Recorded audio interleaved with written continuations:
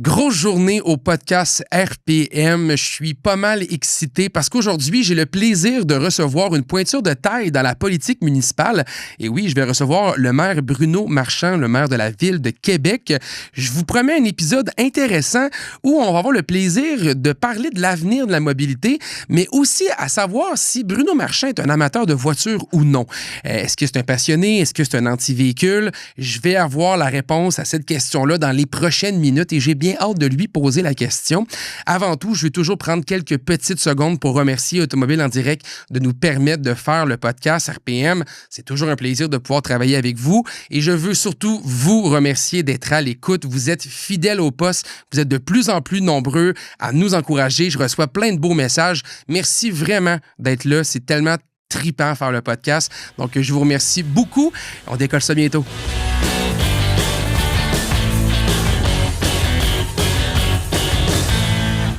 L'hiver est à nos portes. Absolument. Et écoute, je fais partie des gens qui ont embarqué dans la mode des véhicules 4 roues motrices. Ah bon? OK? Je sais que je n'ai pas nécessairement besoin, mais j'ai envie de vivre le plaisir d'avoir un véhicule 4 roues motrices en hiver. C'est certainement pas essentiel, comme des bons pneus d'hiver, ça c'est essentiel, mais 4 roues motrices, ça aide. Puis c'est drôle parce que je lis souvent ce discours-là avec les gens. Tu sais, souvent, je dis aux gens, moi, j'ai besoin d'une voiture 4 roues motrices. C'est pas vrai, là. C'est pas tout à fait vrai. On gratte quand même les rues. C'est pas si pire que ça, mais je comprends pour l'agrément. Oui. Et là, je fais partie de cette clientèle-là actuellement. Oui. Je veux un véhicule qui va être compétent en hiver. Oui. Donc, je le veux all-wheel drive, rouage intégral, 4 roues motrices. Oui. J'ai un budget de 30 000 30 000? Oui. 30 000. Puis là, je vais éliminer automatiquement les véhicules qui sont moins chers parce qu'on a bien sûr un budget qui est intéressant. Je vais mettre 25 à 30 000. Parfait. Tiens, ça va nous... ça va filtrer. Ça va filtrer. On a quand même 134 résultats. Quand même. Donc, il y a du choix. Il y a du choix. Veux-tu plus un VUS, un camion, une auto? Je pense que j'irais plus une voiture. Une voiture? Oui, je pense que je voudrais une voiture. Donc, on va mettre berline, on peut mettre haillon. Familial, peut-être? Familial. Bon, voilà. On est rendu à 26 résultats. Ça a quand même plus de sens. J'ai une voiture parce que, comme je te dis, je veux me payer un luxe avec le all-wheel drive, mais j'ai pas besoin d'un VUS. OK. Bon, on a quand même des véhicules intéressants. Là. A5 Sportback de Audi 2020, on est à 28 999, 109 000 km, quand même intéressant. Quand même, ouais. Très belle voiture, une voiture qui est quand même assez fiable aussi. Audi A4 Confort Quattro 2020. 86 000 kilos, un peu moins de kilométrage que la A5, ça c'est intéressant. Oh, Mazda 3 Sport GT 4 roues motrices, 85 000 kilos, 26 000 ça peut être une bonne voiture, ça aussi. C'est sûr que la Mazda 3 peut être intéressante pour la fiabilité, mais si on veut du plaisir, un beau package luxe, etc., là, moi j'irais avec la Audi A5 Sportback. Ici, on a une 2020 de 110 000 km. 2018, 102 000 km. On a quand même un peu de choix là, avec cette voiture-là. 2018 de 106 000 km de ce côté-là. Comment tu le trouves dans la Camry? Ben, c'est un système réactif comme on a dans un RAV4. Donc, traction d'abord. On va envoyer la puissance à l'arrière au besoin. Écoute, c'est pas pire, pas mieux que ce qu'on a du côté de la concurrence. C'est sûr que si on regarde du côté d'Audi, par exemple, on va avoir un meilleur rouage intégral. Là. Ça m'apparaît très clair. Là. Bon, on y va pour une Audi A5. Moi, je pense que la 2020 ici à 110 000 km pour 29 000 ça a bien de l'allure pour toi. Merci beaucoup, Sam. Plaisir. Alors, bienvenue au podcast RPM. Aujourd'hui, on reçoit un invité important dans la politique municipale. Effectivement, j'ai l'honneur de recevoir Bruno Marchand, le maire de la ville de Québec. Bonjour. Salut. C'est un plaisir de pouvoir vous rencontrer. Partagez. Vous avez été élu le 7 novembre 2021. Vous êtes originaire aussi de la capitale nationale. Vous avez grandi dans la basse ville de Québec. D'ailleurs, vous êtes un des premiers maires à avoir grandi dans la basse ville de Québec. Je pense que ça faisait 60 ans qu'il n'y en avait pas eu un. Oui, c'est ça. C'est ça que j'ai vu sur le site Internet de la ville. J'ai fait mes petites recherches avant le podcast. Ils t'ont pas donné mon numéro de carte de crédit? Non, quand même pas, mais ça aurait été surprenant. Des fois, sur Internet, on va dire on peut plus cacher grand-chose. Vous êtes connu aussi pour votre franc-parler, justement. Vous êtes donné comme mission de léguer un meilleur milieu municipal aux générations futures tout en faisant rayonner la culture et la langue française à l'international. Vous êtes un homme de défi aussi. Vous vous occupez des postes influents sur la scène mondiale comme président de l'Organisation des villes du patrimoine mondial. Avant votre entrée en politique, vous avez dirigé aussi le Centraide Québec. Puis aujourd'hui, vous êtes reconnu parmi les personnalités les plus influentes du Québec. C'est quand même pas rien. Je trouvais ça assez impressionnant de voir ça sur le site de la ville. Ça m'a surpris quand j'ai vu ça. Ben, j'ai pris 2 minutes. Je me suis dit, mon Dieu, je vais recevoir l'une des personnalités les plus influentes au Québec. Moi, je suis encore un petit cul, hein? Oui, mais... je regarde ça, je fais comme... Ben oui, c'est un grand titre quand même. Mais je tenais à vous lire une partie du résumé que j'ai trouvé justement sur le site de la ville parce que je trouvais qu'il manquait une information vraiment importante pour bien finir le portrait. C'est un résumé assez complet. Puis, tu sais, là, vous êtes au podcast RPM, donc il y aura une question capitale qu'il faut qu'on réponde pour commencer le tout. Bruno Marchand, êtes-vous un amateur de voitures? Alors, mon premier char, une Le Baron. Oh! 82. OK. Avec un toit en vinyle. Les deux tons de couleur. Oui. Elle était blanche. Ah oui. Puis avec le toit en vinyle bleu. Oh! Ça avait du punch? Ça avait du punch. C'est les couleurs du drapeau du Québec, en plus. Oui, effectivement. C'était pas simple. Non, ouais? C'était pas simple. C'était pas simple d'entretenir. Déjà que j'entretenais pas beaucoup ça. Mais moi, tout jeune, là, j'ai adoré le karting. J'ai pas fait de karting de compétition, là. Mais le jour où, à Old Orchard, mon père m'a emmené faire du karting, je sais pas quel âge j'avais la première fois, j'avais-tu 8 ans, j'avais-tu 10 ans, je le sais pas. Je tombe en amour avec ce sentiment de conduite, ce sentiment en carte en plus, t'es super proche de la terre. Ça, là, oui. Le feeling de conduire une voiture. Donc, j'en ai écœuré des chums à aller dépasser. Et son réponse, c'est que oui, vous êtes un amateur de voiture. J'aime ce feeling de conduire une voiture puis de la pousser à sa limite. Ah ouais, hein? Évidemment, on le fait moins dans les rues de Québec puis dans les rues de... Mais dans cette idée d'avoir un engin motorisé, puis le kart représente ça. Je suis jamais embarqué dans une Formule 1, mais j'imagine que ça doit être puissance 1000. Là. Ah oui, ça doit être un kart encore. Ou d'autres. Oui. Mais ça a été... Pour moi, ça a été le meilleur feeling que j'ai eu en auto. Avez-vous déjà possédé une voiture un peu plus sportive, dynamique, quelque chose qui avait un peu plus de punch? J'ai eu une Plymouth Acclaim après. Oh. On est dans le sport. Ah, oui. Ça, il y avait une suspension. Quand tu pognais un jump, là, mettons pas un jump, mais mettons un trou, là, 1 heure après, le char est encore en train de se bercer comme un bateau. C'est un nuage. Oui, voilà. Oui, c'est ça, c'était vraiment smooth. Qu'est-ce que j'ai eu d'autre? La mère de mes enfants avec qui j'étais a une Nissan Micra qu'on a partagée. Oui. Oui. C'est un autre type de conduite. Mais très agréable aussi. Oui. C'est léger. Oui, très léger, très petit. Pratique en manuel. ville. Oui, manuel. Fait que vous êtes un conducteur de voiture manuelle en plus. Oui, mais après, on est passé à Subaru. OK. Puis encore aujourd'hui? Là, j'ai plus de voiture parce que depuis quelques temps, là, j'ai juste la voiture de fonction, puis le reste, je le fais autrement. Mais Subaru, j'ai eu Outback. Pas Outback, j'ai eu Forester 2 fois. Puis Matrix, une Nissan Matrix. Pas une Toyota Matrix, mais non, ça va bien. Mais non, mais ça va quand même. À date, je mélange toutes les marques. À date, je trouve ça le fun. On a eu vraiment un portfolio complet de styles de voitures. Là, le Baron, Acclaim, j'ai dit dans l'ordre, là, Toyota Matrix, puis Subaru. Puis on a eu la Micra à travers ça aussi. Une Micra à travers ça, c'était celle de Julie. Quand même très agréable. Ouais, qu'on appelait Microbe. Si on continue encore, parce que là, tu sais, je vous dis au podcast RPM, je vais en profiter pour parler de char un peu quand même. Là. Si on vous enlève toutes les limites de prix, quelle est la voiture que vous aimeriez avoir? Hey boy. C'est une bonne question. C'est une bonne question parce que, dur, hein? ben, en fait, que j'aimerais avoir, c'est parce qu'il m'embête, c'est ce que j'aimerais avoir. Que j'aimerais conduire, c'est pas la même chose. Parce qu'avoir, ça suppose après ça qu'il faut que tu l'entretiennes. Puis par exemple, avoir une voiture à 1 million ou à 500 000, j'ai pas tant d'intérêt que ça parce que t'as toujours peur de te faire voler. T'as toujours peur que quelqu'un vienne te la graffiner ou te la gosser. Mais à conduire, je pense que ce serait une Ferrari. Y a-t-il un modèle en particulier? Ou... Ouais, je dirais le modèle utilisé dans James Bond ou la voiture anglaise qui est pas la Aston Martin, non. Mais il y en a un autre. Oui, la Aston Martin un peu arrondie, là. Oui, qui ont repris dans un des James Bond récents, là. DB9, il y a le DB9 et le DB11 aussi qui existait. La DB5 également, qui était le classique avec les lumières rondes à l'avant, la grise élancée. Je pense que ça serait plus la DB9. Ça, je conduirais ça. Ça, j'aurais ça. Je la posséderais aussi. Ah, c'est celle-là, on l'aurait. C'est bien, c'est excellent. Ouais. Comment... Puis dans ma tête d'enfant, jusqu'à très vieux, là, il y avait toutes les possibilités du tableau de bord avec les options pour faire fuir les fuyards, rajouter de l'huile sur la route. D'avoir un char pour pouvoir se sauver. Oui, il y a quelque chose, c'est toujours pratique de l'avoir. Et tu sais, là, on va bien sûr parler de politique un peu ensemble, de municipal, parce que je voulais vous rencontrer aujourd'hui pour parler justement de la mobilité dans les villes. C'est un peu quelque chose qui m'intéresse.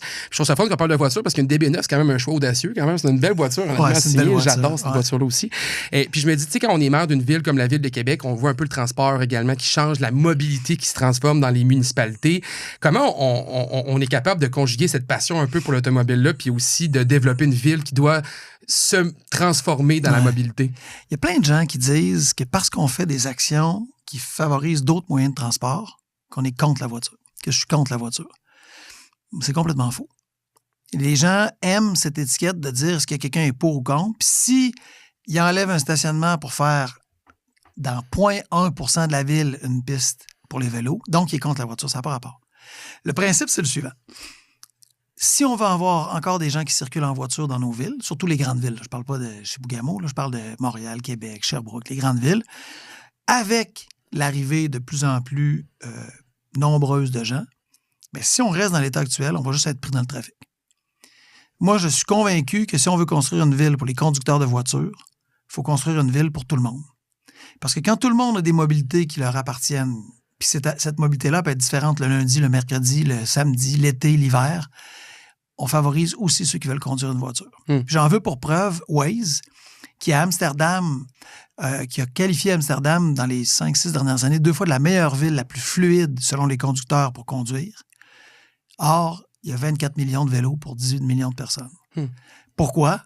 Parce que quand tu as des gens qui prennent d'autres moyens de transport, celui ou celle qui veut prendre sa voiture, peu importe ses raisons, elle a de la place. Si on fait pas ça, si on continue de s'entêter et de dire « ce maire-là, il veut du transport collectif, donc il est contre la voiture », qu'est-ce qui va arriver? Une ville où on favorise que les conducteurs auto, c'est une ville où on défavorise les conducteurs auto. Si on veut une ville pour les conducteurs, c'est une ville où on fait toutes les mobilités. Et ça permet de se déplacer dans la ville comme on veut. Est-ce que la voiture devient, dans ce cas-là, une manière de déplacement un peu plus réservée à une classe? Non. Non, ça dépend de ceux qui aiment ça dépend de ceux qui veulent ça dépend de ceux qui n'ont pas le choix, ça dépend d'où tu vas. Et dépendamment de où tu pars et d'où tu vas, ça se peut que ça soit la seule... On ne connaît pas le choix. Ben oui, ça se peut que ça soit ton seul moyen de transport, puis moi, je ne vais pas te dire tu prends le mauvais moyen. Ouais. Moi, ça m'écœure des politiciens qui disent je vais choisir à ta place. C'est pas vrai. Or, les gens aiment ça, se faire à croire, lui, il est contre la voiture. C'est pas ça. Je suis pour la mobilité. Et présentement, à la Ville de Québec, on est congestionné. Les temps de déplacement sont plus lents qu'avant la pandémie. C'est plus lent, là. C'est prouvé. Qu'est-ce qu'on fait? On attend que ça soit encore pire parce que c'est ça qui fait, là. Il va y avoir plus de congestion si on ne trouve pas des alternatives pour dire ceux qui sont devant vous autres là, le matin, là, s'il y en a là-dedans qui ne prennent pas l'autobus, s'il y en a qui ne vont pas à pied, s'il y en a là-dedans qui ne vont pas en vélo l'été ou peu importe quand, vous allez être pris dans le trafic puis vous allez m'en vouloir parce que au moment où on pouvait agir, on ne l'a pas fait. 5, 10, 15 ans plus tard, le trafic va être dégueulasse. Vous allez perdre du temps. Économiquement, ça va être l'enfer. Le camionnage, le transport des biens et marchandises, ça va être l'enfer. Puis on va se dire, ouais, on aurait dû faire de quoi en 2024? Ça, moi, j'ai pas envie de faire ça. Fait que c'est un peu de trouver ce mix-là dans la mobilité pour réussir à aider les automobilistes à avoir une meilleure fluidité. C'est un peu ce que je comprends. Bien, prends par exemple juste à vélo, OK? Le vélo ne solutionnera pas les problèmes de congestion à lui seul. Ouais. C'est pas vrai, là. Je t'ai enregistré, je le dis, je l'assume, là. C'est pas vrai. C'est un moyen parmi d'autres. Mais je te donne juste cet exemple-là. Surtout à Québec, il y a des bonnes côtes aussi. Là, ça devient dur de faire du vélo tous les jours. Puis il y a du monde qui haïsse ça. Il y a du monde qui haïsse le vélo, puis ils ont le droit. Ils ont le droit. On n'est pas si confortable que ça sur le vélo. C'est ça, quelqu'un, ça se peut qu'il ne tente pas de serrer tes fesses. Il a le droit. Oui, quand même. C'est correct. Non, il n'aime pas ça. Peu importe. Oui. Mais juste à vélo, le vélo autopartage. Le vélo partage, pardon, pas autopartage, vélo partage. Une journée, l'année passée, on l'a vécu à peu près une dizaine de reprises cette journée-là. Il y a plus de 10 000 personnes qui ont pris un transport à vélo. Ça, c'est durant le Festival d'été de Québec, j'imagine? Oui, mais il y en a eu à d'autres moments. Et on évalue, les gens nous ont dit, 23 d'entre eux, c'était pour enlever l'auto solo. Là, quand je dis ça, les gens font « Ah, il me juge, je prends l'auto solo. » Non. Suivez-moi. 23 là, c'est donc à peu près 2300 voitures qu'on a enlevées d'un trajet unique cette journée-là. 2300 voitures, c'est quoi? C'est la colline parlementaire à l'Université Laval, bouchée sur René Lévesque sur 2 voies, par choc à par choc. Oui. Mais quand on les prend et qu'on les retire, parce qu'il y a du monde qui aime ça faire du vélo, parce qu'il y a du monde qui ont le goût, parce que du monde, ça leur sied mieux, toi, avec ta voiture, tu peux circuler. T'es pas pris par choc à par choc parce qu'il y en a 2300 qui ont fait le même choix que toi. Mais là, si le réseau va aussi bien au niveau de la route, est-ce que les gens vont vouloir revenir dans leur char? Bien, ça sera à eux de décider. Moi, je déciderai pas pour eux. Ouais. Je suis pas ce politicien pour dire je sais comment toi tu devrais. Hey, toi, je sais où tu habites, puis voici, je te juge, tu fais pas les bons choix. Pour moi, les bons choix, c'est les choix que toi tu fais. Par contre, les bons choix que moi je peux t'offrir, c'est ceux où ça marche. C'est ceux où le transport collectif est encore meilleur.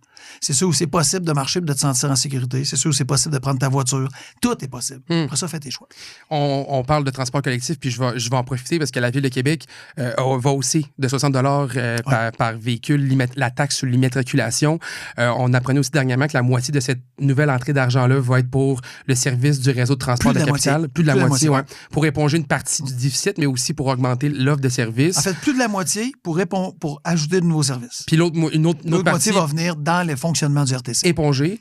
Vous comprenez que... C'est pas exact parce que il y a un déficit. Oui, ça permet d'en combler, mais le but, c'est pas tant de combler le déficit, c'est de faire en sorte qu'on maintienne les services. Puis qu'on n'ait plus de déficit après. Sinon, on les coupe. OK, ouais, c'est ça. Il n'y a pas de déficit, sinon on coupe, il y a moins de services. Alors, on veut maintenir des services pour une partie de la taxe, puis l'autre partie, on ajoute des services. Et admettons que je mets le chapeau là, d'un automobiliste qui se fait dire qu'il va monter 60 par véhicule. Je suis moi-même propriétaire de 3 véhicules différents, donc c'est 180 de plus que je vais payer l'année prochaine pour mes taxes sur l'immatriculation. Parce que je suis résident de la capitale nationale, d'ailleurs. Vous êtes mon maire. Donc voilà. Et puis, tu sais, moi, je suis un fan passionné de voitures, puis je suis sûr qu'il y a plein de monde qui nous écoute aussi qui le sont. Pourquoi est-ce que c'est si compliqué d'arriver à financer un service de transport en commun puis de toujours devoir impliquer les automobilistes dans la facture? Y a-t-il une raison pourquoi il faut toujours que les deux soient ensemble? Ben, en fait, ils ne sont pas toujours ensemble. À Québec, il y avait une taxe sur l'immatriculation qui date d'il y a longtemps, qui était faite par le gouvernement du Québec de 30 Ouais. Ça fait longtemps qu'il y a des taxes d'immatriculation à Montréal qu'on n'avait pas, nous. Là, va à 90 par voiture. C'est ça. Montréal est rendu à 160, je pense, quelque chose de même. Gatineau va être autour de nous autres. On n'est pas la seule ville à le faire. Les gens de Québec ne sont pas les seuls. Alors, pourquoi? C'est qu'en fait, c'est comment on fait pour trouver l'argent pour faire en sorte qu'on finance de nouveaux services. On va mettre un métrobus dans la couronne ouest, là, ceux qui nous écoutent au Québec, donc de Val-Bélair jusqu'au centre-ville. Bien, pour faire ça, il y a des coûts. Si je reviens à ce que je te disais tantôt, si on veut que du monde, il y en ait moins dans les voitures sur l'autoroute Henri IV pour que des gens qui prennent leur voiture soient fluides et ne soient pas pognés dans la congestion, bien, ça suppose un métrobus efficace qui va vite et que le monde prend. Est-ce qu'un jour, cette taxe-là pourrait augmenter de plus en plus? Parce que si elle va être indexée, ce qu'on a dit, elle serait indexée à l'inflation. Mais moi, j'ai dit qu'on la montrerait pas plus. Parce que si, mettons, je suis la logique qu'il y a plus de gens qui prennent l'autobus. Oui. Puis on a de plus en plus de gens qui vont prendre ce type de transport-là pour rendre les routes plus accessibles pour les automobilistes de l'autre côté. À quelque part là-dedans, si on offre plus de services aussi avec la RTC, j'imagine que les coûts d'opération vont aussi augmenter, puis par le fait même, il va falloir plus le financer. En fait, oui et non. C'est que tu as raison que les dépenses vont augmenter, mais les revenus vont augmenter aussi, parce que plus les gens le prennent, plus ils amènent des revenus en payant leurs tarifs mensuels ou leurs tarifs de passage. Donc, c'est pas vrai que si ça va bien, la taxe d'immatriculation va augmenter. C'est pas vrai. On pourrait faire ça, mais c'est pas ça qu'on va faire.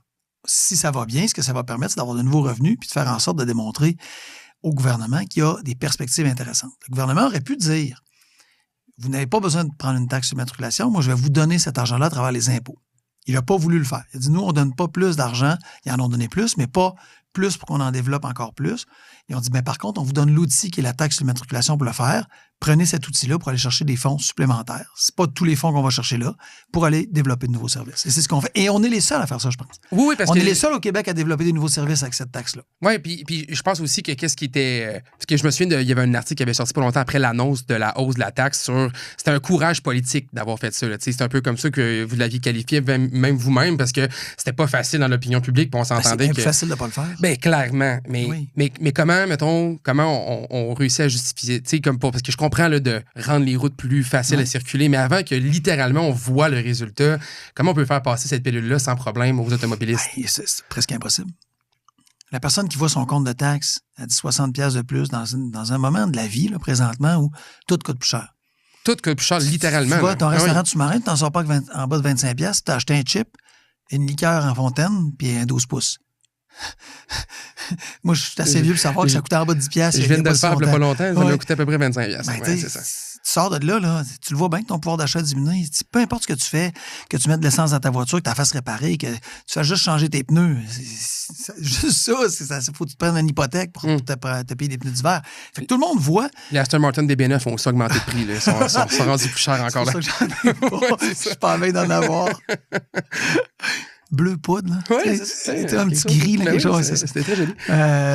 Mais bref, tout le monde voit que son pouvoir d'achat diminue. C'est ça. Exact. Fait que là, tu entends le maire qui dit hey, je vais charger une taxe de plus. Il y a plein du monde pas content, je les comprends. Il y aurait-il moyen d'aider le monde en diminuant? Ce qu'on a fait, c'est qu'on a donné avec ça, ce que les gens oublient, c'est qu'on a donné 8 passages gratuits. Tous ceux qui payent leur taxe d'immatriculation vont avoir 8 passages gratuits. Ça couvre la moitié. Ben, entre vous et moi, là, les gens qui ont des voitures, qui sont des automobilistes, qui vivent exemple, en banlieue de Québec. Oui, mais tu vas au festival d'été, tu décides d'y aller en autobus. Ben, si tu y vas 8 fois, tes 8 passages sont gratuits. C'est sûr. Tu viens de sauver la moitié de ta taxe d'immatriculation. C'est sûr, mais on s'entend que le scénario-là, il est quand même plus minime, il est moins fort. Est-ce que tout le monde va l'utiliser? Non. Non, c'est sûr. Non, mais est-ce que tout le monde va utiliser 8? Je pense pas. J'aimerais ça. J'aimerais ça que ça soit un succès. Mais on n'a pas dit 8 la première semaine. On dit 8 quand tu auras le goût de les utiliser. Si tu prends l'autobus, tu vas au rempart un moment donné dans les séries éliminatoires, puis qu'il y a une navette ou qu'il y a un autobus qui te permet d'y aller, puis tu ne veux pas prendre ta voiture, ou tu t'en vas dans un bar avec des amis, puis tu ne veux pas revenir avec le risque de ne pas revenir avec ta voiture si tu as pris un verre, bien, tu en as 8. Ça t'équivaut à la moitié de ta taxe. Les gens ne le demandent pas, mais les gens peuvent quand même en profiter. Première des choses. Mais deuxième des choses, le service de plus, c'est ça qui va parler. Si ça marche, si c'est efficace, si c'est effectif, on transforme nos trajets pour faire plus de flexibus qu'avant. Du transport à la demande. Mais ça marche. C'est les espèces de petits autobus qu'on voit. Là, avec ton application. Qui viennent nous chercher quasiment à la maison. Quasiment là. chez vous, puis t'amènes à l'aréna, t'amènes au fleuriste, t'amènes à la pharmacie, t'amènes à l'épicerie, t'amènes chez ta blonde, peu importe. Ça s'ajoute, dans le fond, dans les autres options on va de mobilité. rajouter chaque année une zone flexibus de transport à la demande dans la ville, un métrobus, un parc-au-bus pour que les gens puissent se parquer, efficace, attractif, intéressant, puis une zone à vélo en banlieue. Tout ça, c'est uniquement pour la périphérie nord, au nord de la capitale, puis à l'ouest d'Henri IV, donc périphérie de la ville, pour améliorer les services qui doivent être améliorés. Puis on va aussi améliorer le réseau routier qu'on a aussi de disponible? Est-ce qu'il y a aussi une idée là-dedans d'améliorer tout ce qui est dans le municipal? Je sais qu'on n'a pas le contrôle partout dans la ville de Québec. Tout ce qui est autoroute, c'est pas nous. Exactement. Le municipal, on continue de l'améliorer. Puis on continue d'améliorer comment? On continue d'améliorer en s'assurant qu'on n'ait pas des routes qui ressemblent à Tchernobyl, qu'on a l'impression que la bombe nucléaire soit passée. Oui, c'est parce que là, c'est encore un peu le cas. Là. On en a joué à Québec, mais on fait plus partie des grands palmarès. Heureusement, on a corrigé. Les dernières années, c'est vrai qu'on n'était pas là. On a sorti quelques palmarès. D'accord qu'on n'était pas là. Alors, le travail, c'est de le faire, c'est de rendre ça fluide, c'est de faire en sorte... Les gens ne savent pas, mais tout l'argent qu'on a investi sur la fluidité du réseau, là, notre centre de gestion de la fluidité du réseau pour gérer les lumières, gérer le trafic, ça fait en sorte qu'à Québec, on a moins de trafic qu'on en aurait normalement parce qu'on gère mieux notre réseau. On met de l'argent là-dedans, là. On met beaucoup d'argent là-dedans pour faire en sorte que les gens puissent, pas juste au festival d'été, sortir sud-nord là, vers l'endroit où ils habitent, mais partout, à tout moment, dans les heures de pointe, pour être efficace. On met de l'argent aussi là-dedans. Oui, dans les routes, mais aussi dans la gestion du réseau. Ça vient aussi, j'imagine, avec tous les enjeux qui attraient au déneigement également de ces rues-là, parce que l'hiver s'en vient, puis c'est toujours une bonne question qui vient avec les automobilistes. Les coûts de déneigement augmentent et la perception de la population, c'est de se dire « j'ai plus le déneigement dans ma rue » ou quoi que ce soit. Comment qu'on peut convaincre les automobilistes en tant que maire, parce que je trouve que c'est une question difficile à répondre, parce que le déneigement, c'est pas évident non plus. Comment on peut convaincre les automobilistes qu'on fait tout ce qu'on peut pour s'assurer que le déneigement des rues soit bien fait? Bien, d'abord, c'est de leur démontrer à travers l'ensemble des pratiques qu'on a, qu'on le fait bien, mais c'est de leur rappeler que quand on regarde les autres, là, on est les meilleurs au monde. Au monde? On est les meilleurs au monde pour déneiger une ville. Ah oui? On est les meilleurs au monde pour déneiger une ville. Je trouve ça audacieux comme commentaire. Mais quand il tombe 4 cm de neige à Toronto, là, la ville est barrée. Ouais. La ville est bloquée. Là. Nous autres, on est capable de gérer 25, 30, 35 cm. 24 heures après, tu as l'impression qu'il n'est pas tombé de neige. À part qu'il y a des andins de neige, là, qu'il y a des... D'où la raison d'un Subaru, j'imagine. Ouais, moi, j'aimais ça. C'est parce qu'on passe dans les rouges. Tu sais, t'es arrêté à la lumière. Là, ça passe quand même. Oui, puis tu pars. Puis l'autre... Même s'il y a un petit banc de neige. Ta tourne est finie, puis l'autre est encore en train de spinner dans le... Oui, c'est ça. C'est pour ça les Subaru. Ça, la traction intégrale, ça, c'était vraiment chouette. On est la meilleure ville au monde quand on déneige et qu'on possède une Subaru. Non, on est la meilleure ville au monde pour déneiger rapidement. OK. Mais on est très sévère et très critique. Les gens voudraient qu'il y ait, dès qu'il y a 3 flocons, ils sont ramassés. Ça se peut pas quand ils tombent 15 cm en 1 heure ou 15 cm en 2 heures. Ça se peut pas. Mais on est rapide à dégager la route. On est rapide à faire en sorte que les gens puissent circuler. On est super bon à le faire. Puis 48, 72 heures plus tard, elle est même ramassée. Honnêtement, là, ça veut pas dire que c'est toujours parfait. Mais une tempête, c'est un chaos, là. Ah oui. Une tempête, là, c'est comme un ouragan qui passe à quelque part, puis les gens s'attendent que 24 heures après, ça apparaisse plus. Puis on est déjà pas loin de ça. Nos équipes sont bonnes. Ben, puis, on voit aussi même les vidéos l'hiver passé, là, les fameuses petites chenilles sur les trottoirs, là, qui grattent les trottoirs, à quel point ils sont efficaces également, puis qu'on a des trottoirs de libérés également. Et je lisais, parce que bien sûr, je me suis un petit peu préparé à votre rencontre, parce que j'avais envie d'être un peu prêt quand même. Et je lisais quelques commentaires. Mais t'es pas prêt. J'essayais, là, en tout cas, là, parce que vous comprendrez qu'au podcast RPM, on parle beaucoup de voitures avec des pilotes de course, moins avec des politiciens, donc c'est un plaisir de le faire. Je regardais quelques commentaires que je voyais. Je suis un bon pilote, moi, je pense. Oui, vous pensez ça? Je pensais que j'étais un bon pilote. Ah ouais? Je pense que j'étais un bon pilote. Avez-vous déjà fait des cours de pilotage un peu? Non. Ou... Non, mais j'ai joué beaucoup à des jeux vidéo qui m'ont appris comment piloter. Quel jeu? J'en ai... Xbox ou PlayStation? J'ai fait beaucoup PlayStation, mais moi, je dis Gran Turismo. Oui, Gran Turismo, mais des jeux de Formule 1, des jeux de course. Rallye aussi, hein? Des jeux de rallye. Oui, c'est ça. Alors, il y a des écoles de rallye au Québec. D'ailleurs, dans le coin de la Beauce, il y a une école, une école de rallye qui est très, très agréable à essayer un jour, si j'avais la chance. Pas une grand-chose, ça prend un bazou. Puis bien du courage. Ah oui, c'est ça, faut t'amener ton bazou. Oui, exact. Puis les autres, ils vont te former pour devenir un vrai pilote de rallye. Moi, je le ferai en go-kart. Ah ouais, hein? Oui, j'aimerais ça. Mais on pourrait avoir plus de pistes de go-kart dans la ville de Québec. Moi, je serais pour ça. Là. Si vous amenez ça, c'est un conseil de ville quelque part. Là, plus de pistes de go-kart. Là. Il pourrait être électrique. Là. Ah oui, électrique, ça peut pousser. Là. Ben là, ça a du top là, quand même. Là. On est capable d'avoir du fun avec ça. Excuse-moi, je t'ai coupé. Non, mais c'est pas grave parce que je trouve ça fun qu'on parle de char aussi. Mais j'en venais sur... Je sais prendre un virage. Ouais. Clairement, OK, mais j'aime ça, capable de virer, c'est bien. C'est quoi les courbes les plus le fun à Québec? Tant qu'il y a des courbes, y a-t-il une courbe? En voiture? Oui. Moi, j'ai mes spots. Là. J'ai mes endroits. Moi, je dirais qu'une côte, c'est plus le fun qu'une courbe. OK. La montée ou la descendre? Ah, la montée. Ben oui, clairement. Parce qu'on peut peser un peu plus. Oui, c'est ça. T'as le sentiment de la voiture. Là, Mais on a des beaux chemins à Québec pour conduire aussi. Les Européens font ça. Ils ferment souvent des trajets pour permettre à des gens de les faire en circuit fermé. Oui. Quand même, ça doit être... Bon, pourrais-tu faire ça? C'est bon. Non, mais je sais pas. Là, je pose la question. Là. Je sais pas. Bon, mettons que je propose ça prochainement dans un conseil de ville. Mettons que je vais poser une question. Mettons que je pose une question. Peux-tu fermer telle route pendant une journée? Est-ce que vous l'avez entendu au podcast RPM? Il y a peut-être une porte. Ah, je sais pas. C'est compliqué quand chaque fois qu'on ferme une route. Mais il y a... Québec, c'est une belle ville pour rouler parce que c'est beau autour. Ben oui. C'est beau autour. Ben oui, c'est beau partout, c'est beau tout le temps. T'as le fleuve, t'as le Vieux-Québec, t'as les grands espaces, les plaines. C'est magnifique. Puis même, ça tombe bien qu'on parle de autour parce que quand on parlait de déneigement, là, on parle des routes, on parle aussi de conduire. Il y a des gens qui vous disent que vous êtes le maire de la ville de Québec, pas des banlieues de Québec. Tu sais, comme les banlieues de Québec autour. Non, mais je suis dans ce que j'ai lu, puis c'est une perception que je fais. Qu'est-ce qu'on répond à ces gens-là? Puis pourquoi ces gens-là, vous pensez qu'ils pensent que vous êtes un maire plus de la ville puis moins des banlieues? Ah, ben la question transport en fait partie. Ben c'est pour ça que je vous amène là. Oui, non, c'est ça. La question transport en fait partie. Parce qu'il y a des gens qui nourrissent cette idée, ce qu'on disait tantôt au départ, que je suis anti-voiture, ce qui est complètement faux. Il y a des gens qui nourrissent l'idée que je veux décider à la place du monde. Il y a des gens qui aiment nourrir ce casting où c'est un maire qui est dans sa tour d'ivoire puis qui veut décider à la place du monde. Avec un foulard puis un oiseau sur l'épaule. Exactement, qui parle en alexandrin. Une espèce de grand langage des gens intellectuels. Ça, qui déclament. Non, c'est n'importe quoi. Mais les gens aiment ça, tu sais, avoir c'est soit un ou t'es soit l'autre. Moi, c'est plate parce que je vais vivre puis je vais peut-être mourir, mais je vais vivre dans la nuance. Je suis pas un ou l'autre. J'essaie de trouver des voies pragmatiques pour faire en sorte que ça marche pour le monde. Alors, on a fait plus de choses pour la périphérie que, je pense, ben des municipalités ou ben des maires à Québec. Pourquoi? Parce que moi, je crois à une ville, puis je crois que les gens, où ils ont décidé d'habiter, c'est leur choix. Alors, Charlesbourg, on a fait des choses extraordinaires. C'est là qu'il y a la première. On a fait la patinoire réfrigérée bleu, blanc, rouge avec le Canadien, mais la première que nous, on paye est à Charlesbourg.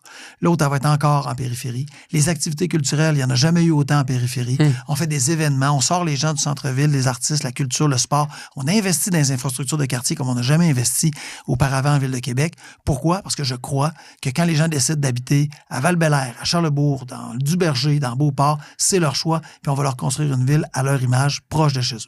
Et je pense que les gens aiment ça. Mais il y a aussi cette espèce de division, particulièrement au nord de la capitale, où il y a des gens qui aiment ça, dire « Ah, ça, c'est pas pour nous autres. Cette ville-là, on l'a construit avec tout le monde. » Qu'est-ce qu'on pourrait faire pour dire aux gens, justement, qui vous voient comme le maire de la ville de Québec à cause du transport, qu'est-ce qu'on pourrait faire pour ces gens-là qui commencent à dire « OK, ce maire-là pense aussi à nous au niveau du transport. » avec si on améliore le transport avec les propositions qu'on fait. Avec le transport en commun? Pas juste le transport en commun. Oui, on n'a pas le transport en commun, mais si ça devient plus fluide, peu importe le transport, les gens vont avoir gagné. Là. On rajoute 4 services par année pendant 4 ans. Ça fait 16 services. On le fait partout au nord. Pourquoi? Parce que c'est là que le bas blesse. Alors, tu sais, est-ce que je suis le maire du centre-ville autant que je suis le maire de la périphérie? Je suis le maire de cette ville au complet, puis que les gens aient voté pour moi ou pas, on investit. C'est dans tout ce qu'on fait, on n'a jamais dit on va investir dans nos districts où on a gagné. On n'a jamais dit on va investir au centre-ville, puis on n'investira pas parce que la périphérie... Non, on investit dans... La ville doit être unique et non pas divisé. Mais moi, j'ai une idée, on vient de brainstormer ensemble il y a quelques minutes, mais on pourrait fermer quelques routes une fois de temps en temps, puis juste combler les gens qui ont des voitures sportives dans le coin des banlieues. Là. La journée de la vitesse, quelque chose de genre, ça serait ça, le problème qu'on a, c'est quoi? Hein? Non, c'est quoi? C'est une question de responsabilité. Oui, hein? Mais mettons, je sais pas comment ils font au Nürburgring pour ouvrir le circuit à ce que j'en comprends, là, j'ai jamais été là. Des petits bottes de paille, là, ils mettent les petites affaires de paille sur le côté, là, comme si les gens font ça. Mais tu sais de quoi je parle? Donc, tu peux arriver là, tu t'inscris, tu participes, avec là, tu rentres dans une Porsche 911, puis tu fais quoi? C'est tes assurances, c'est quoi? L'assurance va répondre, vous avez foncé dans quoi? Sur le Nürburgring, en train de faire Je prenais un virage serré avec ma Nissan Micra. Oui, c'est ça. Je changeais les vitesses. Et j'ai foncé dans une Porsche 911. Mais la responsabilité, il va falloir qu'on s'en parle de ça, parce que pour elle, ça serait le fun d'organiser quelque chose de genre. Je suis sûr que les gens, des fois, c'est une question de perception, encore une fois, mais si on ouvre... Parce que le sentiment qu'on a, je vais prendre la place des gens qui aiment les voitures beaucoup, c'est qu'on dirait que la voiture, c'est pas tant qu'il y a des individus qui en veulent plus que c'est un mouvement général autour de la voiture.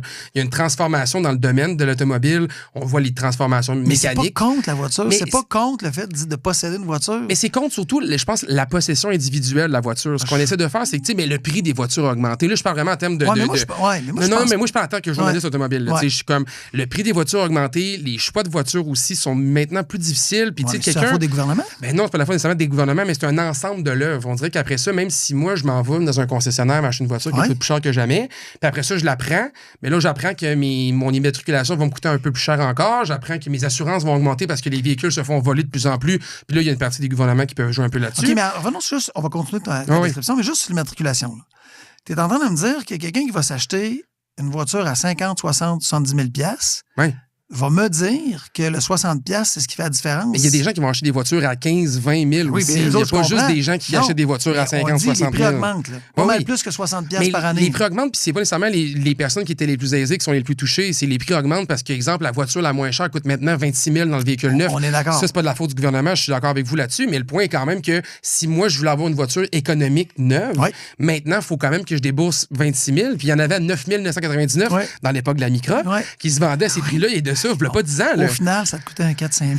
Ben oui, mais peut-être. Mais on en a mis de l'argent. Je te le dis. Dans la Micra, ah oui, c'est surprenant pourtant. C'est des petites voitures qui sont assez robustes. Oui, c'est pas de ça. C'est peut-être vous, le chauffeur, là, ça l'affaire. Non. C'était les rues le problème avant vous, c'est ça? Non. Julie l'avait acheté usagé. OK. Puis, usagé, OK, ça se peut. Là. Ça a été beaucoup d'argent. C'était un placement, mais tu n'avais jamais d'intérêt. Non, mais pourtant, la petite voiture, en tout cas, elle est supposée d'être fiable en général. Là. Mais on a adoré, mais on a mis de l'argent. Mais bref, le point, c'est que, tu sais, il y a des gens qui sont quand même pognés dans ce nouveau système-là de vie où la voiture coûte plus cher, puis ça devient difficile d'aimer ça, honnêtement. Puis moi, je suis quelqu'un qui essaie de protéger la passion de l'automobile. Oui. J'aime ça. Moi, je suis quelqu'un qui vit à ça. Mais c'est tant mieux. Mais oui, c'est tant mieux, mais le problème, c'est qu'après ça, quand on voit les infrastructures, on le disait, le trafic augmente là. Vous me dites qu'en augmentant le transport en commun, on va diminuer le trafic. Honnêtement, là, je vais être le premier à vous dire bravo et être fier de tout ça si ça arrive. Mais admettons, on fait pas ça. Mettons qu'on fait pas ça. OK? Qu'est-ce qu'on fait? Il va y avoir 200 000 personnes de plus à Québec d'ici 2050. C'est beaucoup de monde, hein? C'est beaucoup de monde. Ouais. C'est pas moi qui décide, là. Non, c'est pas ça vient de la vie. Du Canada, du Québec, puis il y a 200 000. C'est l'Institut de la statistique qui le dit, c'est pas moi, là. C'est purement indépendant. Ces gens-là vont vouloir se déplacer. S'ils sont dans la même condition qu'actuellement, rajoute 150 000 voitures le matin qui se déplacent. C'est déjà difficile. Qu'est-ce que je fais pour toi pour que tu puisses avoir encore du plaisir à rouler ta voiture le lundi matin quand tu pars de chez toi? Si on dit qu'on ne fait pas ça, là, qu'on ne multiplie pas les usages, les mobilités, qu'est-ce qu'on fait? C'est une question que vous me posez à moi. Oui. Ben c'est parce que moi, je suis pas politicien. C'est pas ça mon travail de réfléchir à ça. Non, mais je comprends. Mais tu sais, je le sais pas parce que honnêtement, j'ai pas la réponse non plus. Moi, ce que j'essaie de voir comme chapeau, c'est de me dire, je comprends bien qu'on veut développer le transport en commun, puis je trouve que je suis on board avec ça. Je vais pas le thème anglais, mais je suis d'accord avec l'idée de transformer et surtout d'offrir une mixité de transport. Oui. Je pense que ça nous prend ça. Puis si maintenant on transfère ça dans le futur, comment je fais pour l'améliorer? Mais j'ai envie de vous relancer la question parce que pour l'instant, si on me dit juste on va ajouter des lignes de transport en commun, c'est tout ça vraiment qui va venir régler le bobo quand on sait. Juste ça, non. Mais c'est ça. Puis ça peut pas être juste ça. Mais parlons-en maintenant. Comment on voit la mobilité dans la ville de Québec d'ici 10 ans? Alors, t'as la voiture qui existe encore. En grosse partie ou en plus petite partie? Ça va être les gens qui vont le décider. Mettons que les gens veulent garder leur char. Là. Ils le garderont. Okay, mais est-ce que dans une famille, par exemple, qui a des enfants, est-ce qu'elle va dire on avait 3 voitures, on passe à 2, on avait 2, on passe à 1, ça sera à elle de décider.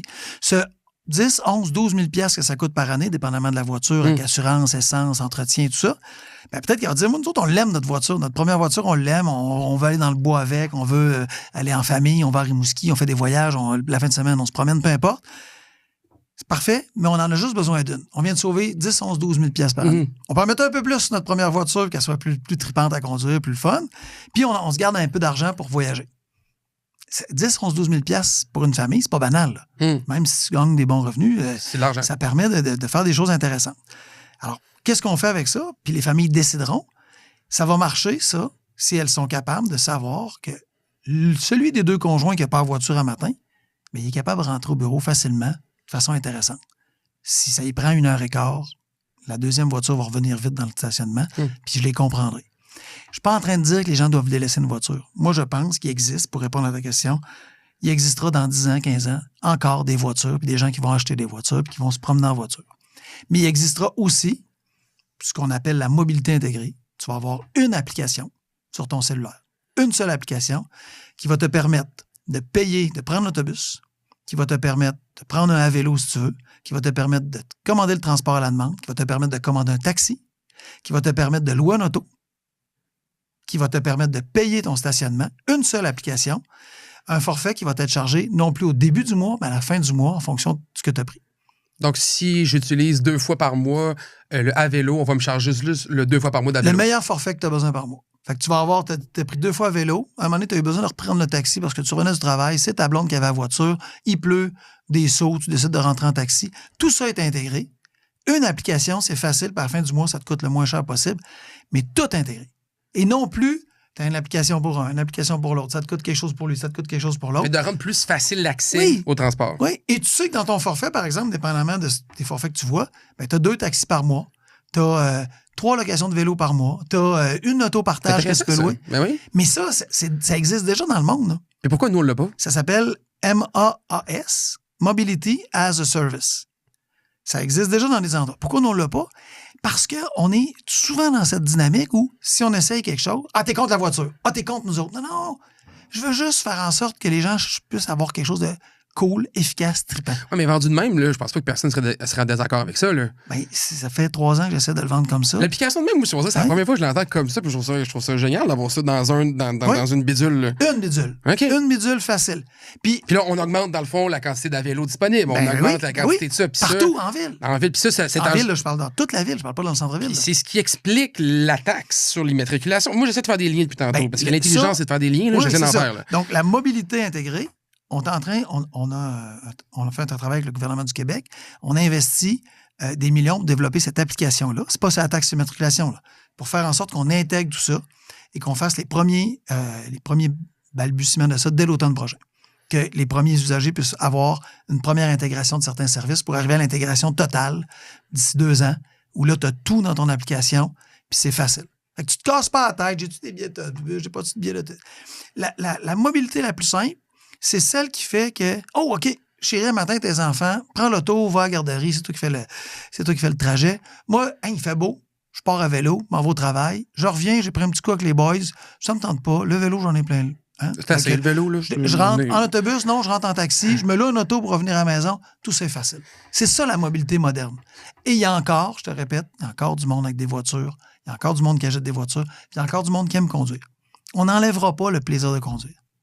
Ça fait du bien d'entendre ça. Je le pense sincèrement. Puis il faut que je fasse confiance maintenant, parce que, tu sais, là, vous me le dites, puis comme vous êtes mon maire. Puis moi, je suis content d'entendre dire mon maire ça, parce que je trouve ça important, parce qu'au bout de la ligne, si on veut pas enlever le plaisir de conduire, ben on est tous sur la même mission à la fin, qui est, on veut protéger un peu l'automobile. Puis, moi, j'aime conduire, là. Comprenons-nous bien. Les gens pensent que je déteste la voiture, ça n'a pas à voir, j'aime conduire. Est-ce que vous ennuyez d'avoir un char?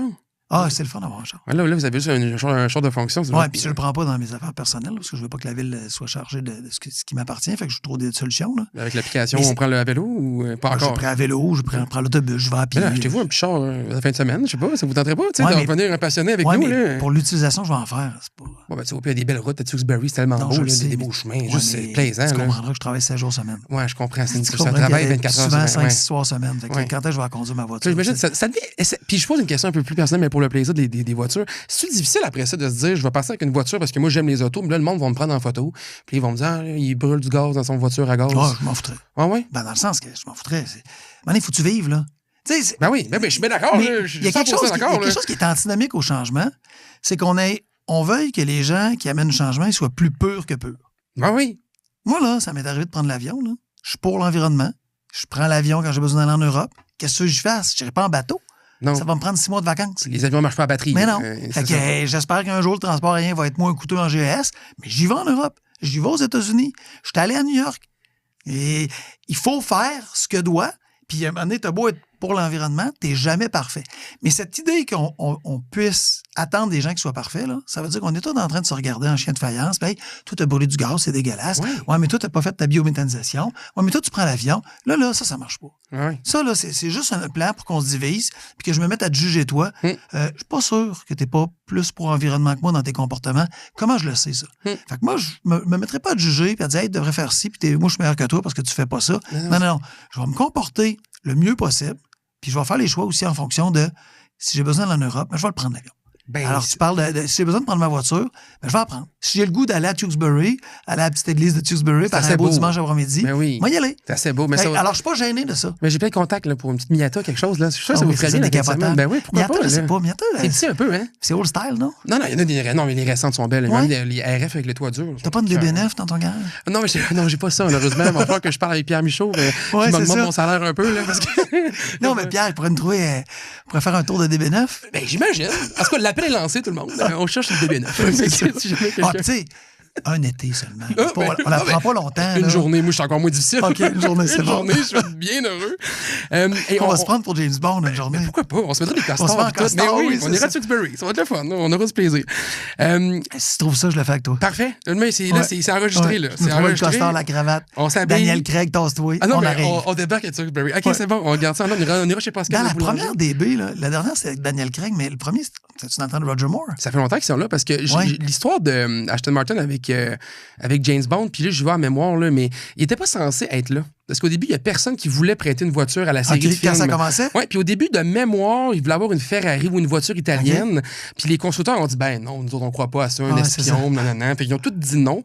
Puis par la bande, un moment donné, ils se sont ramassés avec une Aston Martin dans les tournages. Puis c'est devenu un hit monumental, James Bond. Ça, Et là, Aston Martin ont décidé d'investir là-dedans puis d'avoir des voitures personnalisées. Il y a même BMW qui a eu une voiture dans un des films. C'était pas une Z... Oui, c'est une Z1, pas 2. C'est pas 2, Z...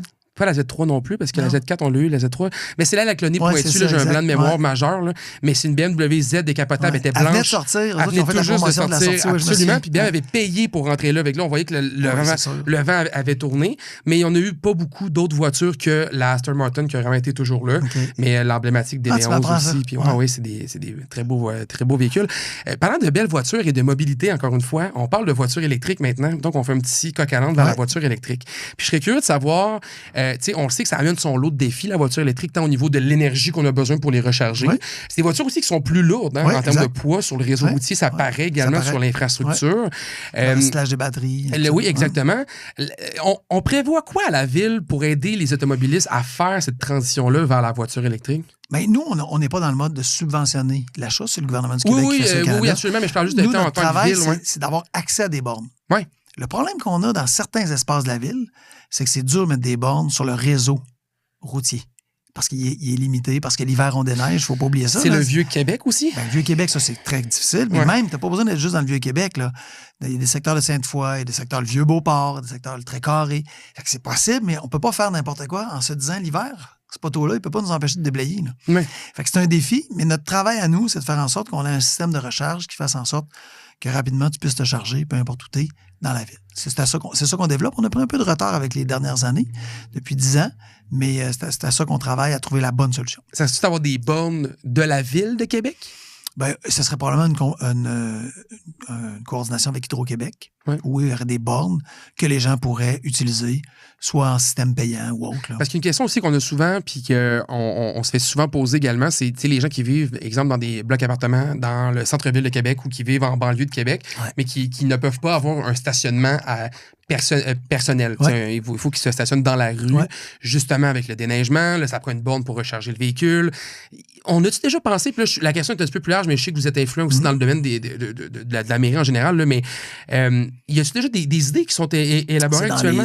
Les stationnements des centres communautaires, par exemple. Okay. Où on est capable de mettre des bornes, ou l'autre est capable de les mettre en périphérie du stationnement, nettoyer ton stationnement pareil. Sur les rues, c'est pas simple partout. Sur les rues, c'est compliqué. Donc, on dit-tu à ces gens-là, peut-être pas une bonne idée d'avoir une voiture électrique? Non, c'est pas ça qu'on dit. Ce qu'on dit, c'est que comme ville, on développe ce réseau-là. Il est important. On travaille avec Hydro-Québec. On a des projets pilotes en place.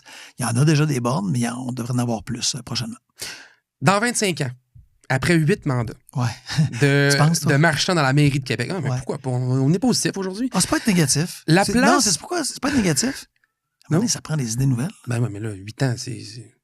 Dans 25 ans, c'est 8 mandats. Moi, j'avoue que c'est quand même long, hein? C'est un solide crouton. J'ai comme relu ma phrase. C'est vrai que c'est un peu long, 25 ans. Mais en même temps... 25 ans, là, honnêtement, je suis pas parti, là. Faut qu'on fasse de quoi? Appelle-moi, puis dis-moi, je te gars, va en Europe, va aux on ira faire États-Unis, une va traverser l'autoroute qui traverse les États-Unis, mais là, arrête de... C'est bon, ben... Il y a du monde qui ont d'autres idées que toi, là. On y va, mais on est dans l'hypothétique. On s'amuse, OK? On est dans un podcast d'abord, fait qu'on peut s'amuser. Bon, dans 25 ans, après 8 mandats, OK? C'est un long mandat, vous me direz. La place de l'auto ressemble à quoi dans la ville de Québec, selon vous? Ben, je pense qu'il y a encore des autos. Je pense qu'il y a encore des autoroutes. Je pense que c'est pas si différent que ça. Pas tant que ça. Oui, non, moi, pourquoi on a tout le sentiment que ça va partir? C'est quoi qui nous amène ça, ce sentiment-là? C'est la peur. Mais un des enjeux qu'on a... Est-ce que je suis pas fou, là, à passer? Ma peur, il y a beaucoup de gens qui disent ça aussi. Je suis pas tout seul à dire. Elle va où la voiture m'amener là-dedans? Mais, OK, mais il y a mettons, en 1980, 1970... Les gens allaient voler en 2000. En 2000, les gens vont voler. Puis là, tout le monde va avoir son petit peu de jetpack. Puis on est-tu avais d'avoir un jetpack, je pense? Non. Ça existe, là, mais c'est l'armée américaine. Ils ont même profité de voitures qui volent aux États-Unis. Là. Oui, en tout cas, on n'est pas là. Je pense pas que dans 20 ans, les voitures il y aura peut-être des voitures autonomes. Ça, je pense que le développement il est inéluctable. Là. Mais il va y avoir encore des voitures. Les systèmes de mobilité intégrée que je t'ai parlé tantôt vont être hyper développés. Ça va être facile, ça va être facilitant. Et j'espère, ça je peux pas te le garantir, mais c'est pour ça que je travaille, fluide. Fluide le plus possible. Oui, pour que les gens qui prennent leur moyen à eux, qui est leur meilleur moyen pour eux ce matin-là, go, vas-y. Si on reste dans cette fluidité. Mais il va y avoir des voitures. Mais il va y avoir des voitures encore. Il va y avoir des routes, ben oui. Fait que ça veut-tu dire que d'avoir un troisième lien maintenant, ça serait pratique? Ben, ça va dépendre. Pourquoi je me suis jamais positionné sur le troisième lien, c'est que c'est pas le projet de la Ville, c'est le projet du gouvernement du Québec. Oui. Parfait. OK, vous avez une idée. Cette idée-là a changé à quelques reprises, il faut l'admettre. Mais bâtissez l'idée, démontrez-nous. Un des enjeux qu'on a, puis un des enjeux du gouvernement, si le troisième lien arrive, mettons sur la capitale ou proche des chutes, et que ça crée plus de congestion, on a déjà parlé de le faire arriver sur l'autoroute Laurentienne, près du stade. Bien, les analyses qui ont été faites, c'est que ça crée une congestion folle pour les gens qui arrivaient de Charlesbourg. Puis ça crée une congestion folle dans la ville parce que les gens qui arrivaient de Lévis faire là puis qui voulaient revenir en ville devaient faire une espèce de retour sur eux-mêmes pour revenir vers la ville. Ça marchait pas. Ça rajoutait pas de la fluidité. S'il y a une option qui rajoute de la fluidité puis le gouvernement du Québec veut le faire, je vais être ouvert, on va en discuter. Mais jusqu'à maintenant, ça n'a pas été démontré. Fait qu'on va leur laisser présenter leur projet, on va regarder les effets, puis on va l'analyser. Tu vois, mais ça a l'air dur d'arriver avec une solution qui est fonctionnelle. Ça a l'air compliqué parce qu'on dirait que tout le monde est comme, oui, mais là, mener les ponts, on est dû, il va falloir qu'on ait d'autres choses. C'est pas par hasard qu'ils ont construit 2 ponts en même place. Ben oui, c'est ça. C'est là que c'est le plus étroit, c'est là que c'était le plus facile à l'époque. Fait que c'est sûr que quand tu sors de là, tu te dis, ben, OK, il y a le pont de l'île, on oublie ça parce qu'il a déjà commencé à être construit. C'est pas simple. Honnêtement, là, le gouvernement n'a pas une tâche simple de trouver. Puis vous n'avez pas, mettons, dans la tête une idée de ce qu'on pourrait faire avec ça? Parce que moi-même, tu sais, on entendait parler d'un pont sur l'île d'Orléans, on entendait parler d'un tunnel avec du transport en commun. Moi, je me mets à la place de tout le monde. Là. Je comprends un peu rien dans ce projet-là, moi. Je suis un peu... Non, mais là, c'est pour ça que le gouvernement du Québec a dit, on va le recentrer puis on va vous proposer quelque chose. Puis on va attendre qu'il propose. Puis depuis ça, là, mais moi, c'est sûr, puis c'est pas une question de voiture. Là. Un lien centre-ville à centre-ville sous fluvial, ça serait gagnant. Ça aide pas les voitures, mais ça aide la fluidité. Là. Si tu es capable de passer du centre-ville de Lévis au centre-ville de Québec en 5 minutes, 7 minutes, on vient de gagner là. Pas en voiture, nécessairement. Non, mais là, je te parle de transport collectif.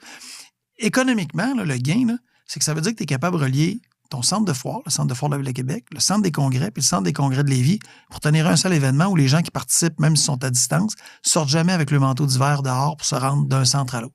C'est comme des aéroports, les grands tapis roulants qu'on s'assoit dessus. Ouais, non, mais c'est comme dans des pierres à feu. Oui, c'est ça. Mais t'as un tramway, t'as un métro sous terre, peu importe comment t'appelles ça. Bang! 6, 7, 8 minutes de rendre l'autre bord. T'es capable d'accueillir ici des immenses congrès internationaux. T'as un lien entre les hôtels, t'es capable d'accueillir des clientèles, Lévis, Québec. C'est fou là, ce que tu peux faire économiquement avec ça. Après ça, est-ce que ça en vaut la peine? Est-ce que les gens vont le prendre? Est-ce que? Mais ça, sur le centre-ville à centre-ville, ça facilite les transports. Après ça, est-ce que c'est ça que le gouvernement veut faire, va faire? On verra. Puis cette question-là, vous venez de la poser, et puis je la trouve tellement pertinente. Est-ce que les gens vont le prendre? Est-ce que ça en vaut la peine? Est-ce qu'on le sait pas? C'est un peu le même principe qu'on pourrait réappliquer aussi au transport actuel qu'on a collectivement. On ne sait jamais vraiment si le monde va vraiment le prendre, même si on augmente les services, même si on met plus de vélo, même si on met plus de lignes. OK. Alors, il y a des choses sur lesquelles on peut avoir des questions sans avoir de réponse, mais il y a des réponses déjà données. À vélo, on est parti de ce que les gens ne croyaient pas à presque 3 millions de déplacements cette année. C'est pas vrai, là. Ça marche. On peut pas... Le développement d'un vélo, il marche, il fonctionne, puis il rend de la fluidité. D'ailleurs, il faudrait que le monde porte des casques, hein? Quand c'est sur un véhicule électrique au-delà de 25 km/h au Québec, tu es obligé d'avoir un casque. J'ai fait une chronique à RPM+, sur le sujet. Je vous invite à l'écouter d'ailleurs. Très intéressant. C'est passé il y a quelques mois. Mais je parlais des casques sur les vélos électriques, justement. Puis c'est dangereux. Il y a beaucoup de gens qui se font mal avec les vélos. Avez-vous pensé à quelque chose pour obliger le monde à mettre des casques? Pas beaucoup de gens, mais oui, il arrive des accidents. Il y a des gens qui se font mal, par contre. C'est bien que ça, je veux dire. Là. Oui, mais tu as fait raison, dans le sens que moi, j'ai un casque, même quand c'est pas un vélo électrique. Là. C'est mon propre vélo, j'ai un casque. Ça descend à Québec, là. On est bonnes côtes, puis c'est cassé. Oui, puis à 30 km/h, il suffit que tu pognes une petite roche, tu tombes à terre. J'ai déjà fait une collision à vélo. Je devais être à, je sais pas moi, 15 km/h. Commotion cérébrale. Ah oui, hein? Je roulais pas vite. Là. Je peut-être dit 15, c'est peut-être 10. Ah oui, c'est pas vite, pas vite. J'ai frappé un petit mobilier de rue que j'avais pas vu. Je regardais les pâquerettes en chantant une chanson imbécile. Bang, je suis tombé, la tête à terre. Direct sur la tête, j'avais mon casque. En plus, oui. Commotion cérébrale. Imaginez le monde qui ne met pas de casque à vélo. Fait qu'on dit aux gens de mettre des casques. Ben, je pensais mieux. Tu sais, votre tête, on en a juste une. Ben oui, puis j'étais allé à Toronto, puis j'ai pris le service aussi là-bas. C'est Bike quelque chose, là. En tout cas, j'avais loué ça. Puis j'avais. Ils ont des tramways, les autres, là-bas aussi. Là. C'est glissant aussi, hein? Les rails de tramway. Les rails, c'est compliqué. C'est quelque chose, ça. J'ai vu une amie glisser dans une rail, se péter la gueule cet été. Ah oui, j'ai passé proche dans une bonne. Vraiment. Puis là, on parle du. Tu sais, je fais un lien vers le tramway aussi. On veut augmenter la vélo. On a le tramway qui pourrait venir à Québec aussi à un moment donné. C'est tout des projets de continuer à développer le à vélo en attendant que le tramway arrive, mais quand il arrive, on va le diminuer? Non, à vélo, on n'arrêtera jamais. OK. Parce que ça marche, parce que c'est efficace, parce que ça permet des petits déplacements, parce que les gens aiment ça, parce que c'est utilisé, parce que ça coûte pas cher, parce que ça fonctionne. Évidemment, l'été, parce que nos batteries se rechargent pas l'hiver. Là. Mais avec c'est pour ça qu'il ne passera pas aux mêmes endroits. Puis c'est pour ça que le tramway est sur une plateforme indépendante. Le tramway, c'est pas comme on voit dans certaines villes où la voiture peut embarquer ou le tramway est là. Oui, c'est ça. On a une plateforme un peu surélevée qui permet au tramway d'être autonome, mais seul dans son espace. Les vélos ne pourront pas être là. Puis l'espace qu'il va prendre. À un moment donné, si le cycliste y va, là, maintenant, on ne mettra pas du barbelé partout. Là, mais à un moment donné, tu assumes tes responsabilités. Mais le plan, c'est que c'est pas fait pour les vélos, c'est pas fait pour les autos, c'est fait pour le tramway. Ça permet en circuit presque fermé de rouler plus rapidement. Maintenant, on arrive bientôt vers la fin du podcast déjà. Ça passe vite, hein? Ouais. C'est plaisant quand ça va bien. Mettons qu'on avait un mot à dire aux gens qui écoutent puis qui cherchent un peu à se dire OK, là, je me redonne espoir dans une meilleure fluidité sur le réseau de transport. Je me donne une meilleure espoir sur je vais partir de ma banlieue puis ça va bien aller sur les routes. Qu'est-ce qu'on leur envoie comme message? Ben, on leur envoie, on a deux choix. Le statu quo actuel, là, puis on l'a déjà, puis il n'est pas arrivé encore 200 000 personnes, ça prend plus de temps à se déplacer. Alors, on se dit on fera rien, puis les gens qui essaient de quoi, ben tant pis pour eux. Puis le statu quo va faire en sorte que ça va juste se rempirer. Ou on essaye, ou on se fait confiance, ou on essaye des choses qui font en sorte que c'est pas parce qu'on met une piste cyclable qu'on est contre le vélo. C'est pas parce qu'on développe le transport collectif qu'on n'aime pas les gens qui ont un auto. C'est pas parce qu'on se dit c'est possible aussi de marcher dans une ville que c'est jamais possible de prendre sa voiture. C'est trop facile de faire blanc ou noir, puis il n'y a rien entre les deux. La vie, là, c'est beaucoup plus gris que ça. Fait que oui, on développe un paquet de moyens qui vont être efficaces, qui vont marcher, puis les gens choisiront. C'est ça qu'ils ont à se dire. On n'enlève pas le cœur des gens qui aiment l'auto. On leur dit pas que c'est des pas bons. On leur dit pas qu'ils devraient faire d'autres choix. C'est pas ça.